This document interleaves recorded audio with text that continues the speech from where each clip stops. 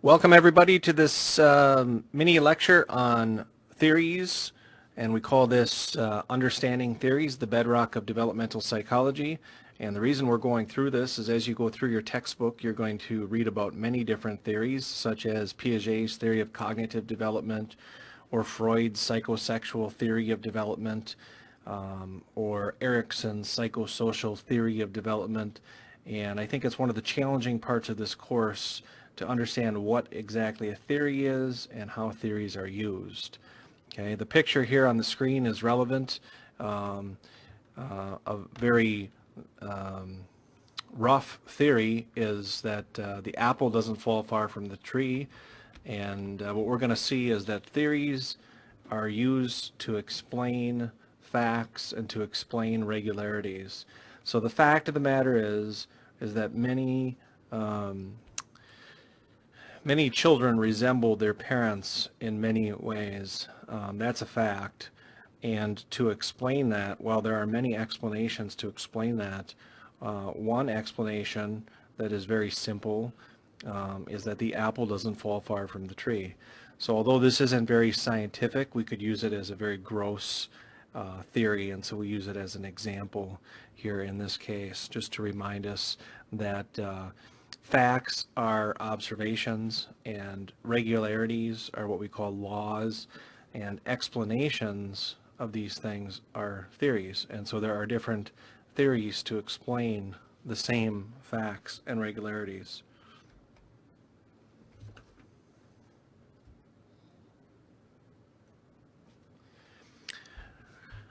Okay, so the requirements of a theory. Theories should be they should be logical and internally consistent. They should not contradict themselves, number one here. The second one, the hypothetical constructs should be translatable into testable hypotheses that can be explored through systematic research. So for example, on number two, in psychology, there is a behavioral theory in psychology that suggests that if a person is reinforced for an activity or a behavior, that behavior will be more likely to occur in the future. Well, that construct can easily be turned into a testable hypothesis, and we can do systematic research to see if persons are more likely to engage in a task that they are reinforced for. Okay. Number three, the theory should be parsimonious, which means that the theory should be simple, relying on as few assumptions, constructs, and propositions as possible, while still accurately accounting for the observations. So generally speaking, a more simple theory is better than a more complex one, as long as it does the job. Okay. So for example, Sigmund Freud came up with his theory of psychosexual stages of development, and there are 5 psychosexual stages of development. And one of his followers, Erik Erikson, came up with a theory of 8 psychosocial stages of development. Now, Erik Erikson's theory goes throughout the lifespan, so it is justified. But if it did not go throughout the lifespan, then we would question that, and we might ask ourselves why we would need 8 stages if 5 stages assesses the same things. So simple is typically better as long as it covers or answers the questions that we're looking for. Number 4, a theory should integrate previous research, and it should deal with a relatively large area of science. Obviously, if a theory does not integrate things that are already known, then we consider it to be outdated and not useful.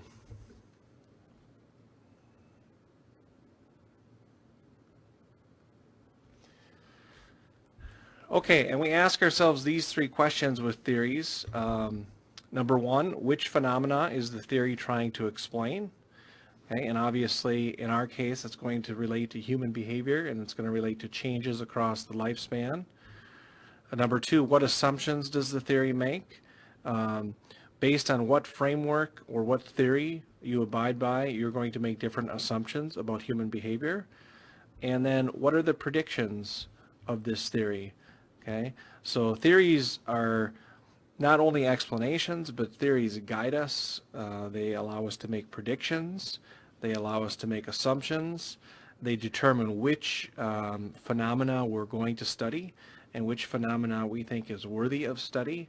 Okay, so they not only serve as a lens, but they serve as a compass, right? They guide us in a certain direction, and they lead us to create different hypotheses, which in the end lead to different studies. So different theorists who have different beliefs and different assumptions make different predictions, which in the end are going to lead to different types of studies.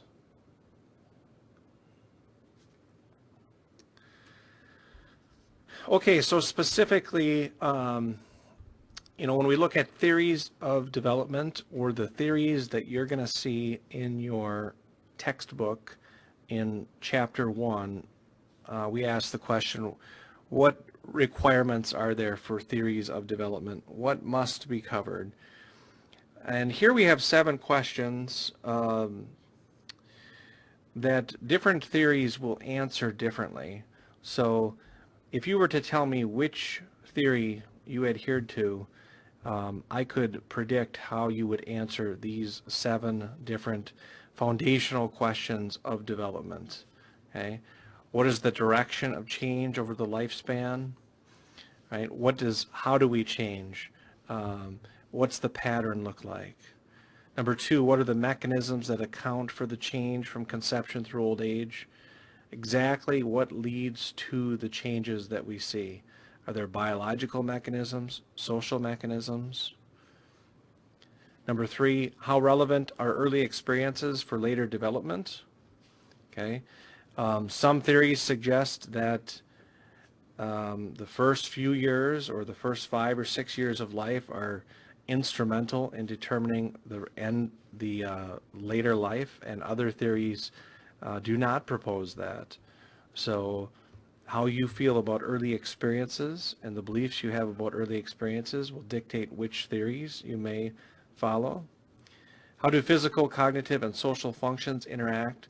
Of course, we study physical, cognitive, and social changes across the lifespan. Okay, which is more important? Which is most important? How do they interact? Do they interact together? Are they equally important?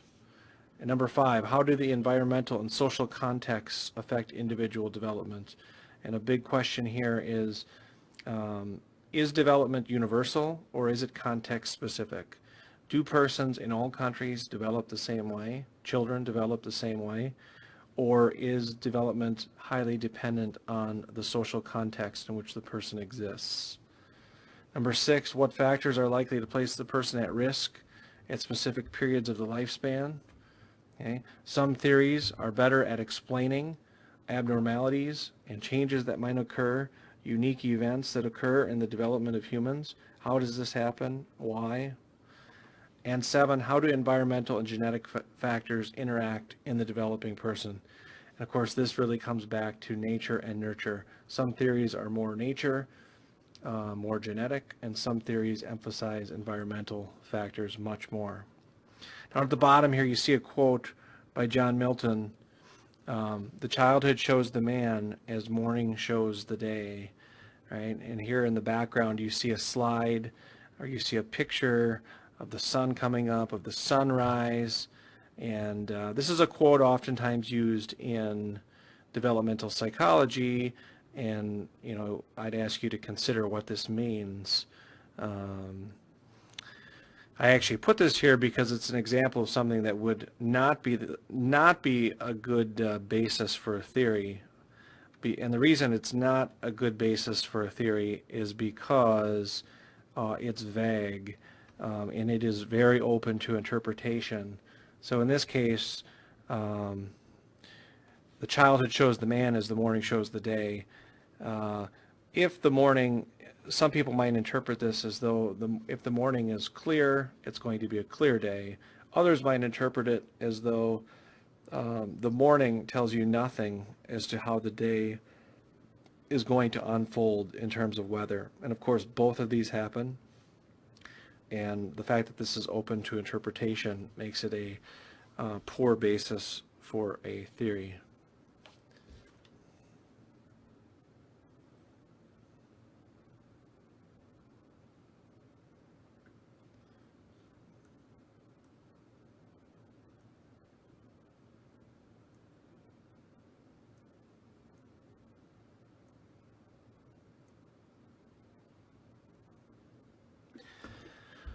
Okay, in addition to a foundation for developmental psychology, we say that a theory is a lens for you to view things through. So um, depending on which theory you adhere to, and here in the green box down below, you see some of the, this is not an exhaustive list by any means, but these are a few of the theories that are mentioned in your textbook. Freud's theory of psychosexual development, Erikson's theory of psychosocial development, Piaget's theory of cognitive development, and Vygotsky's theory of cognitive development. Okay, and depending on which theory you adhere to, you would view and you would explain the very same behavior differently. It's as though you're putting on a different colored lens. So thus the sunglasses here are used as a symbol, and we could actually have a few more sets of glasses up there with different color, different shades in them, right? Green, blue, yellow. So down below, whether you are a follower of Jean Piaget's theory or Lev Vygotsky's theory of cognitive development, you would explain the very same behavior in a child differently based on the theory that you adhere to, right? The fact is the same, the observation is the same, but the explanation is different, okay? So we oftentimes speak as the theory provides a lens through which we can see human development.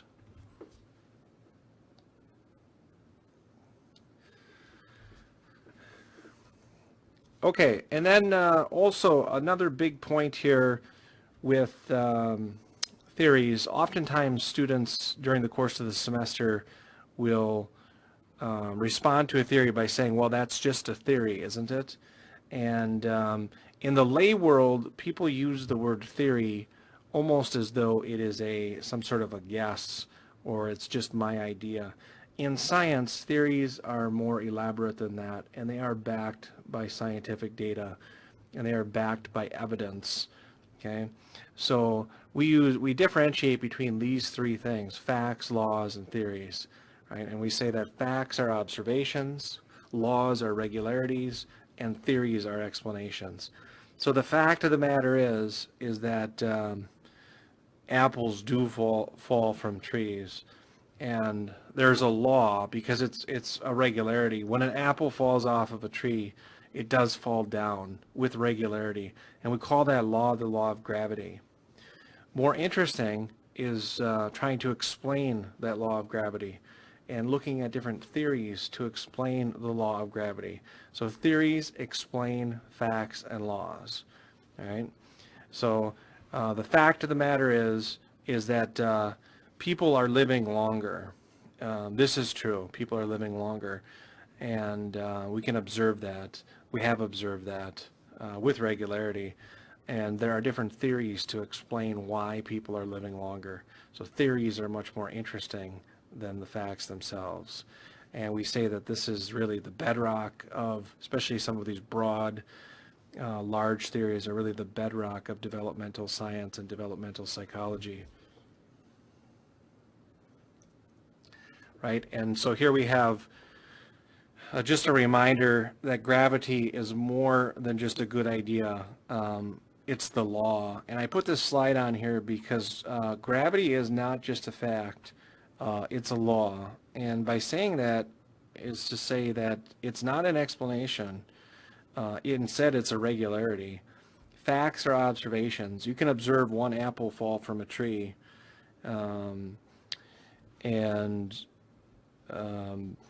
If you stand by the tree and you continue to watch apples fall, with regularity, they will fall to the ground. Okay, that's a law. That's a regularity. What we're most interested in are theories to explain gravity, and that is an explanation. So in terms of human behavior, we're also most interested in explanations and theories. So here are some facts. We can ask the question, why are humans living longer? It's a fact that people are living longer. Different theories provide different explanations as to why that might be. Why do adolescents question authority? It is a fact that during the adolescent years, adolescents typically will question authority. That's a fact, and it occurs with regularity. Why do so many teens have unwanted pregnancies? It's a fact that many teens do have pregnancies that they did not intend. That's a fact. Okay, how do we explain that? Well, different people that adhere to different theories use different explanations to explain that. And finally, why do men prefer younger mates and women prefer older mates? Okay, this is a fact across the board. Heterosexual men tend to prefer younger mates and heterosexual women tend to prefer older mates. This occurs with regularity. And now we ask the question, how do we explain that? Well, there are a variety of explanations. There are a variety of theories, right? Most lay people will say that men are less mature and women are more mature earlier. And so men prefer younger women and women prefer older men. Well, there's one theory that's called the evolutionary theory, which provides an explanation that's called the parental investment theory of mate selection. And it suggests, and again, this is an explanation, it offers this explanation for the age difference between heterosexual men and heterosexual women. And that is that we have an evolved preference. Okay, so for women who have a limited childbearing potential, that means that they can only have a certain number of children in their lifetime. It is advantageous for them to pick a mate that is highly skilled, has resources, and is willing to offer those resources to her and to her developing child. And if you consider the type of person who has resources, skills, money, etc., that person is very likely to be an older man. Okay? And across time, heterosexual women have been attracted to younger and older men, but what has likely been the case is that those who've been attracted to older men, okay, who are more capable and more mature, have had more offspring, who have been healthy, and who have made it to the age of reproduction, and so women continue to have this evolved preference for older men. On the flip side, for a man who has an unlimited childbearing potential, in terms of reproduction, his best strategy is to find young, fertile women, or more simply, fertile women. And the best symbol of fertility is youth and shapeliness. So we have men who are seeking women who are young and shapely. Okay. Now, across time, there have been men who have been attracted to older women and men who've been attracted to younger women. And as time goes on, the men who are attracted to younger women are more likely to have children because of that, because of the young women's fertility. And those young children are thus likely to carry on the preferences of their parents, including their father. And so we have an evolved preference. Heterosexual males have an evolved preference for younger women. Okay. This is one explanation. It is a theory to explain a fact. Okay. So in closing, keep in mind that theories are not just theories. Theories explain facts. Facts are observations. Laws are regularities. And theories are explanations. I hope this helps, and we'll continue looking at the importance of theories as we go through the course. Thank you.